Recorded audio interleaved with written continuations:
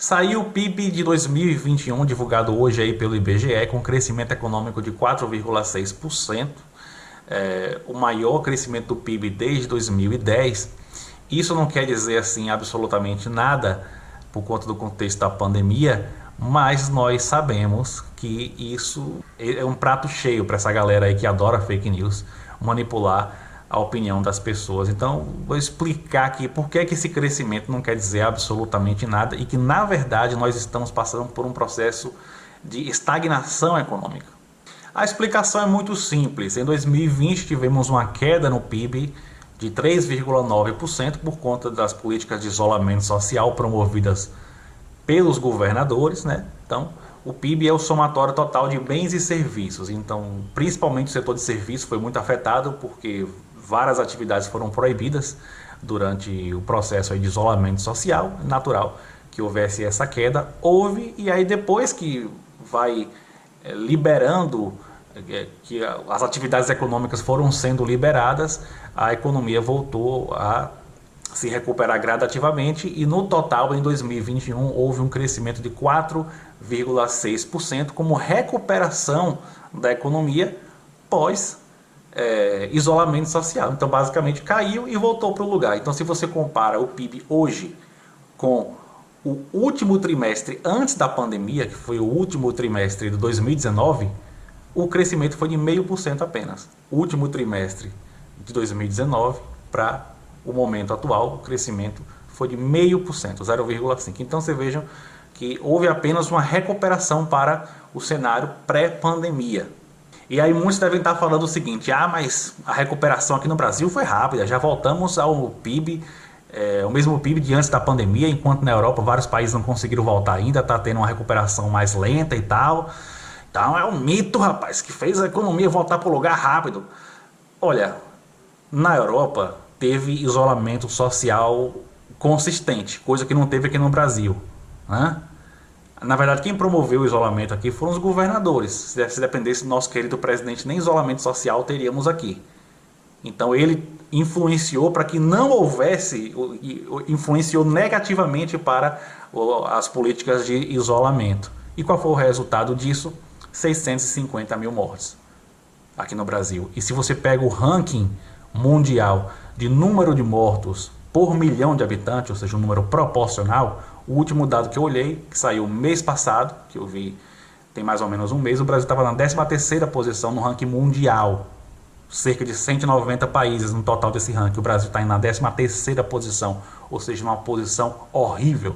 Então, o resultado final da pandemia aqui, quando você analisa tudo e não apenas a economia, é um desastre absoluto, é um desastre.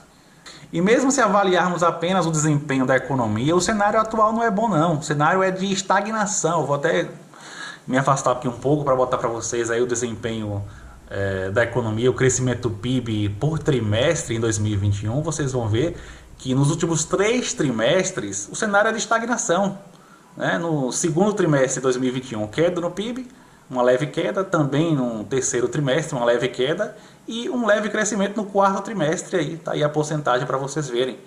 Então o cenário atual é de estagnação e a projeção do FMI para 2022 é de crescimento de 0,3%. Essa projeção não é do PT não, viu? Não é de Lula não, é do FMI. Ou seja, praticamente nada, 0,3% é estagnação. E por que isso está acontecendo? Qual a explicação? Por que fizeram essa projeção aí? Deve ser uma conspiração do FMI contra Bolsonaro, né? Não, deve ser realmente o FMI está planejando aí o PT voltar para o poder, acho que é isso, né?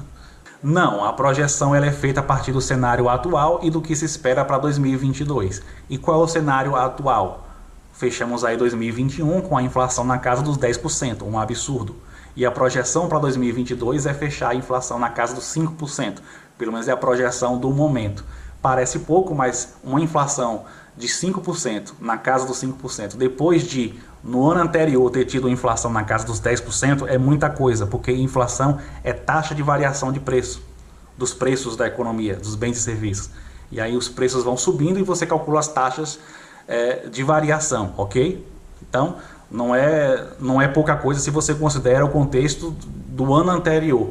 E aí junta-se a isso o fato de que estamos com a taxa de juros na casa dos 10% também, sendo que essa mesma taxa de juros, que hoje está exatamente em 10,75%, a taxa básica de juros, a taxa Selic, né? No auge da pandemia estava na casa dos 2%. E aí já vem numa escalada gigantesca justamente para tentar conter a inflação. Então veja, a inflação está alta mesmo com os juros elevados. E esse juros elevado é para conter a inflação, porque reduz o consumo das famílias, reduz a demanda agregada de modo geral, né? A demanda por bens e serviços e também até mesmo por máquinas e equipamentos, enfim. A intenção é reduzir a disponibilidade de crédito na economia para reduzir a demanda, né, pelas mercadorias e serviços de modo geral. Por isso que estamos em uma estagnação econômica, o PIB não cresce nos últimos 3 trimestres aí, e a projeção é continuar não crescendo em 2022, porque o consumo das famílias está sendo muito impactado pela inflação, os preços subindo, e pelos juros elevados que dificultam o crédito para as famílias e até mesmo também para as empresas. A sociedade brasileira está pagando caro por ter eleito Bolsonaro. Isso é tudo. Se você gostou, dê um joinha, se inscreve no canal, clica no sino para receber as notificações, compartilha bastante aí esse vídeo. Valeu!